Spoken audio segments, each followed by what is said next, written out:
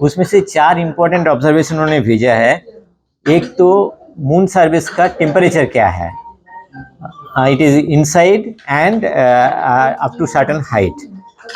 उसके बाद उन्होंने भेजा है दैट उसमें एलिमेंट क्या क्या मिलता है। सल्फर तो पहले मिला था, उसके बाद और क्या क्या एलिमेंट मिलता है।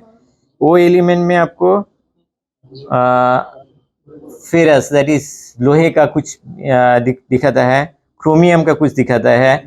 वो जो ग्राफ मैंने दिखाया था उसमें ये सब चीज आया था।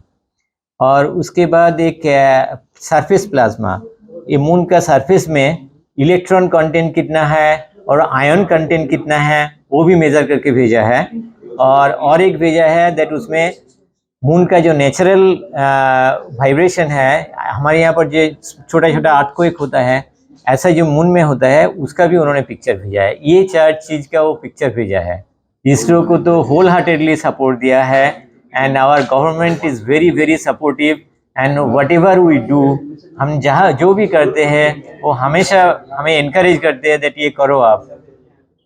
एंड जितना भी मैं तो ये बताऊंगा, जितना भी साइंटिफिक अचीवमेंट अभी तक इसरो ने किया है उसमें एज ए नेशन इंडिया का जो ब्लेसिंग्स एंड हमारा पॉलिटिकल लीडरशिप का जो ब्लेसिंग्स है, विदाउट दैट ये तो होता ही नहीं, ये पॉसिबल ही नहीं है। ह्यूमन लाइफ इकोसिस्टम आपको क्रिएट करना पड़ेगा।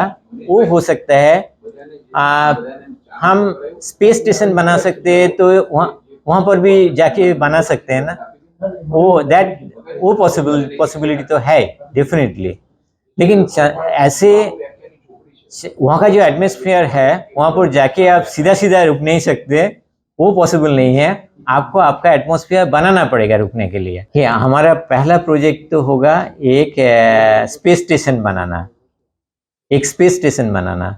अगर वो स्पेस स्टेशन का पूरा टेक्नोलॉजी हमारे अभी भी है, ऐसा नहीं है नहीं, लेकिन सिमुलेशन से बहुत ज़्यादा कुछ होता नहीं है, एक्चुअली बना के देखना पड़ता है ना।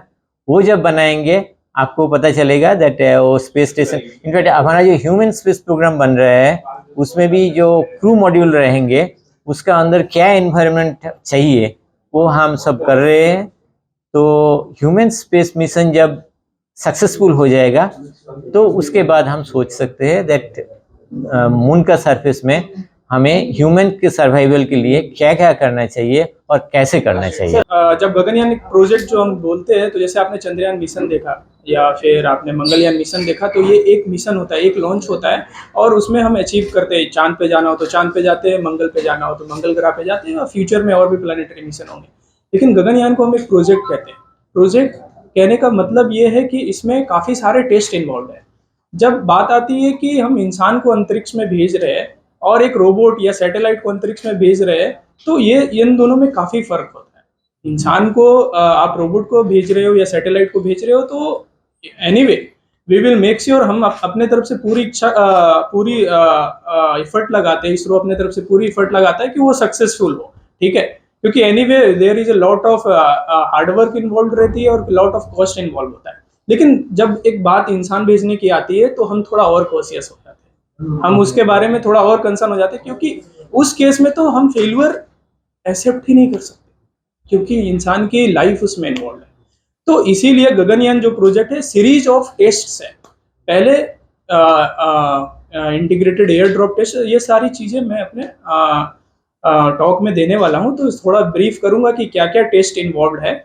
और यही अभी इसरो का आगे फ्यूचर मिशन जो है जिसपे इसरो काम कर रहा है वो गगनयान प्रोजेक्ट है और इसमें सीरीज ऑफ टेस्ट इन्वॉल्व है। एक बार सारे टेस्ट कर लेने के बाद, जैसा कि हमारे चेयरमैन ने भी बोला है, हमारे चेयरमैन सर ने भी बोला है कि once we are until or unless we are fully satisfied कि this is going to be 101% success, तो उसके बाद ही हम इंसान को